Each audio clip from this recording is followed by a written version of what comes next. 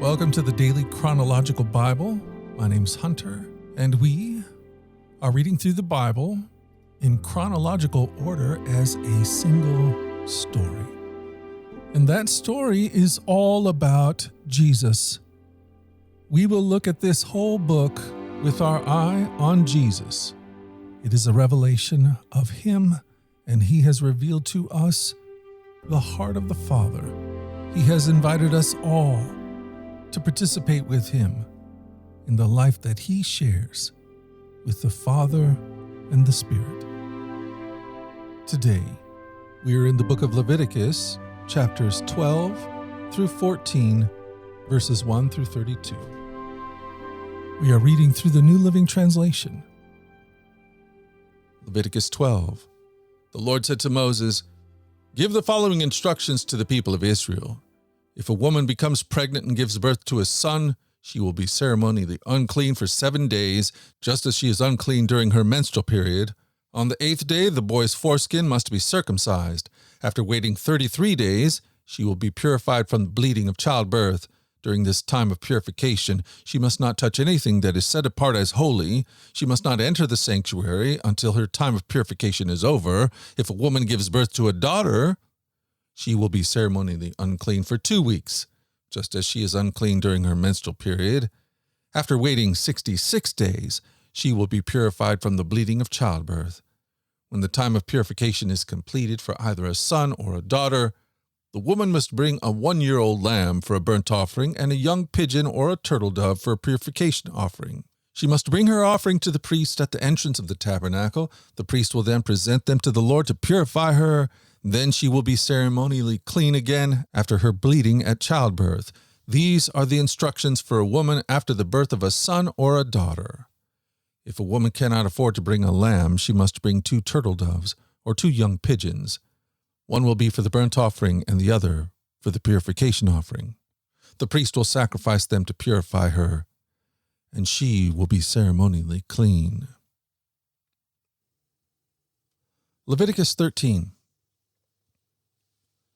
The Lord said to Moses and Aaron, "If anyone has a swelling or rash or discolored skin that might develop into a serious skin disease, that person must be brought to Aaron the priest or to one of his sons. The priest will examine the affected area of the skin. If the hair in the infected area has turned white, and the problem appears to be more than skin deep, it is a serious skin disease, and the priest who examines it must pronounce the person ceremonially unclean. But if the affected area of the skin is only a white discoloration and does not appear to be more than skin deep, and if the hair on the spot has not turned white, the priest will quarantine the person for 7 days. On the 7th day, the priest will make another examination. If he finds the affected area has not changed and the problem has not spread on the skin, the priest will quarantine the person for 7 more days. On the 7th day, the priest will make another examination. If he finds the affected area has faded and has not spread, the priest will pronounce the person ceremonially clean. It was only a rash. The person's clothing must be washed and the person will be ceremonially clean. But if the rash continues to spread after the person has been examined by the priest and has been pronounced clean, the infected person must return to be examined again. If the priest finds that the rash has spread, he must pronounce the person ceremonially unclean, for it is indeed a skin disease. Anyone who develops a serious skin disease must go to the priest for an examination. If the priest finds a white swelling on the skin and some hair on the spot has turned white, and there's an open sore in the infected area, it is a chronic skin disease, and the priest must pronounce the person ceremonially unclean. In such cases, the person need not be quarantined, for it is obvious that the skin is defiled by the disease. Now suppose the disease has spread all over the person's skin, covering the body from head to foot. When the priest examines the infected person and finds that the disease covers the entire body, he will pronounce the person ceremonially clean. Since the skin has turned completely white, the person is clean. But if any open sore appears, the infected person will be pronounced ceremonially unclean. The priest must make this pronouncement as soon as he sees an open sore, since open sores indicate the presence of a skin disease. However, if the open sores heal and turn white like the rest of the skin, the person must return to the priest for another examination. If the affected area has indeed turned white, the priest will then pronounce the person ceremonially clean by declaring, "You are clean." If anyone has a boil on the skin that has started to heal, but a white swelling or a reddish-white spot develops in its place, that person must go to the priest to be examined. If the priest examines it and finds it to be more than skin deep, and if the hair in the infected area has turned white, the priest must pronounce the person ceremonially clean. The boil has become a serious skin disease. But if the priest finds no white hair on the affected area, and the problem appears to be no more than skin deep and is faded, the priest must quarantine the person for 7 days. If during that time the affected area spreads on the skin, the priest must pronounce the person ceremonially unclean because it is a serious disease. But if the area grows no larger and does not spread, it is merely the scar from the boil, and the priest will pronounce the person ceremonially clean. If anyone has suffered a burn on the skin, and the burned area changes color, becoming either reddish-white or shiny white, the priest must examine it. If he finds that the hair in the affected area has turned white, and the problem appears to be more than skin deep, a skin disease is broken out in the burn. The priest must then pronounce the person ceremonially unclean, for it is clearly a serious skin disease. But if the priest finds no white hair on the affected area and the problem appears to be more than skin deep and has faded, the priest must quarantine the infected person for 7 days. On the 7th day, the priest must examine the person again. If the affected area has spread on the skin, the priest must pronounce that person ceremonially unclean, for it is clearly a serious skin disease. But if the affected area has not changed or spread on the skin and has faded, it is simply a swelling from the burn. The priest will then pronounce the person ceremonially clean, for it is only the scar from the burn. If anyone, either a man or woman, has a sore on the head or chin, the priest must examine it. If he finds it to be more than skin deep and has fine yellow hair on it, the priest must pronounce the person ceremonially unclean. It is a scabby sore on the head or chin. If the priest examines a scabby sore and finds that it is only skin deep, but there is no black hair on it, he must quarantine the person for 7 days. On the 7th day, the priest must examine the sore again. If he finds that the scabby sore has been spread and there is no yellow hair on it, and it appears to be only skin deep, the person must shave off all hair except the hair on the affected area. Then the priest must quarantine the person for another 7 days. On the 7th day, he will examine the sore again. If it has not spread and appears to be no more than skin deep, the priest will pronounce the person ceremonially clean. The person's clothing must be washed, and the person will be ceremonially clean. But if the scabby sore begins to spread after the person is pronounced clean, the priest must do another examination. If he finds that the sore has spread, the priest does not need to look for yellow hair. The infected person is ceremonially unclean. But if the color of the scabby sore does not change, and black hair has grown on it, it has healed. The priest will then pronounce the person ceremonially clean. If anyone, either a man or a woman, has shiny white patches on the skin, the priest must examine the affected area. If he finds that the shiny white patches are only pale white, this is a harmless skin rash and the person is ceremonially clean. If a man loses his hair and his head becomes bald, he is still ceremonially clean, and if he loses hair on his forehead, he simply has a bald forehead. He is still clean. However, if a reddish-white sore appears on the bald area on top of his head or on his forehead, this is a skin disease. The priest must examine him, and if he finds swelling around the reddish-white sore anywhere on the man's head, and it looks like a skin disease, the man is indeed infected with a skin disease, and it is unclean. The priest must pronounce him ceremonially unclean because of the sore on his head. Those who suffer from a serious skin disease must tear their clothing and leave their hair uncombed. They must cover their mouth and call out, "Unclean, unclean!" As long as the serious disease lasts, they will be ceremonially unclean. They must live in isolation in their place outside the camp. Now suppose mildew contaminates some woolen or linen clothing, woolen or linen fabric, the hide of an animal, or anything made of leather. If the contaminated area in the clothing, the animal hide, the fabric, or the leather article has turned greenish or reddish, it is contaminated with mildew and must be shown to the priest. After examining the affected spot, the priest will put the article in quarantine for 7 days. On the 7th day, the priest must inspect it again. If the contaminated area has spread, the clothing or fabric or leather is clearly contaminated by a serious mildew and is ceremonially unclean. The priest must burn the item, the clothing, the woolen or linen fabric or piece of leather, for it has been contaminated by a serious mildew. It must be completely destroyed by fire. But if the priest examines it and finds that the contaminated area has not spread in the clothing, the fabric, or the leather, the priest will order the object to be washed and then quarantined for 7 more days. Then the priest must examine the object again. If he finds that the contaminated area has not changed color after being washed, even if it did not spread, the object is defiled. It must be completely burned up, whether the contaminated spot is on the inside or outside.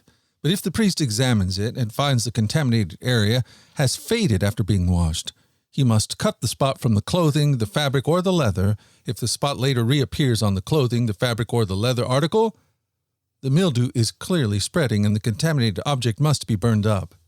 But if the spot disappears from the clothing, the fabric, or the leather article after it has been washed, it must be washed again. Then it will be ceremonially clean. These are the instructions for dealing with mildew that contaminates woolen or linen clothing or fabric or anything made of leather. This is how the priest will determine whether these items are ceremonially clean or unclean. Leviticus 14, verses 1 through 32. And the Lord said to Moses, "The following instructions are for those seeking ceremonial purification from a skin disease. Those who have been healed must be brought to the priest, who will examine them at a place outside the camp. If the priest finds that someone has been healed of a serious skin disease, he will perform a purification ceremony, using 2 live birds that are ceremonially clean, a stick of cedar, some scarlet yarn, and a hyssop branch. The priest will order that one bird to be slaughtered over the clay pot filled with fresh water. He will take the live bird, the cedar stick, the scarlet yarn, and the hyssop branch, and dip them into the blood of the bird that was slaughtered over the fresh water. The priest will then sprinkle the blood of the dead bird 7 times on the person being purified of the skin disease. When the priest has purified the person, he will release the live bird in the open field to fly away. The persons being purified must then wash their clothes, shave off all their hair, bathe themselves in the water. Then they will be ceremonially clean and may return to the camp. However, they must remain outside their tents for 7 days. On the 7th day, they must again shave all the hair from their heads, including the hair of the beard and eyebrows. They must also wash their clothes and bathe themselves in water. Then they will be ceremonially clean. On the 8th day, each person being purified must bring 2 male lambs, a 1-year-old female lamb, all with no defects, along with a grain offering of 6 quarts of choice flour moistened with olive oil, and a cup of olive oil. Then the officiating priest will present the person for purification, along with the offerings, before the Lord at the entrance of the tabernacle. The priest will take one of the male lambs and the olive oil and present them as a guilt offering, lifting them up as a special offering before the Lord. He will then slaughter the male lamb in the sacred area where sin offerings and burnt offerings are slaughtered. As with the sin offering, the guilt offering belongs to the priest. It is a most holy offering. The priest will then take some of the blood of the guilt offering and apply it to the lobe of the right ear, the thumb of the right hand, and the big toe of the right foot of the person being purified. Then the priest will pour some of the olive oil into the palm of his own left hand. He will dip his right finger into the oil in his palm and sprinkle some of it with his finger 7 times before the Lord. The priest will then apply some of the oil in his palm over the blood from the guilt offering, that is, on the lobe of the right ear, the thumb of the right hand, and the big toe of the right foot of the person being purified. The priest will apply oil remaining in his hand to the head of the person being purified. Through this process, the priest will purify the person before the Lord. Then the priest must present the sin offering to purify the person who was cured of the skin disease. After that, the priest will slaughter the burnt offering and offer it on the altar along with the grain offering. Through this process, the priest will purify the person who was healed, and the person will be ceremonially clean. But anyone who is too poor and cannot afford these offerings may bring 1 male lamb for a guilt offering, to be lifted up as a special offering for purification. The person must also bring 2 quarts of choice flour moistened with olive oil for the grain offering, and a cup of olive oil. The offering must also include 2 turtle doves or 2 young pigeons, whichever the person can afford. One of the pair must be used for the sin offering and the other for the burnt offering. On the 8th day of the purification ceremony, the person being purified must bring the offerings to the priest in the Lord's presence at the entrance of the tabernacle. The priest will take the lamb for the guilt offering, along with the olive oil, and lift them up as a special offering to the Lord. Then the priest will slaughter the lamb for the guilt offering. He will take some of its blood and apply it to the lobe of the right ear, the thumb of the right hand, and the big toe of the right foot of the person being purified. The priest will also pour some of the olive oil into the palm of his own left hand. He will dip his right finger into the oil of his palm and sprinkle some of it 7 times before the Lord. The priest will then apply some of the oil in his palm over the blood from the guilt offering that is on the lobe of the right ear, the thumb of the right hand, and the big toe of the right foot of the person being purified. The priest will apply the oil remaining in his hand to the head of the person being purified. Through this process, the priest will purify the person before the Lord. Then the priest will offer the 2 turtle doves or the 2 young pigeons, whichever the person can afford. One of them is for the sin offering and the other is for the burnt offering, to be presented along with the grain offering. Through this process, the priest will purify the person before the Lord. These are the instructions for purification for those who have recovered from a serious skin disease, but who cannot afford to bring the offerings normally required for the ceremony of purification.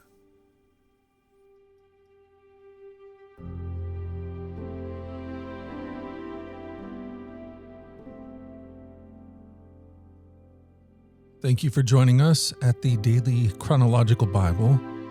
You can find out more about our other podcasts at dailyradiobible.com, where people from all around the world come to join us in this journey through the Scriptures, where we allow the Scriptures to point us to the God who is love, the God revealed to us fully in Jesus.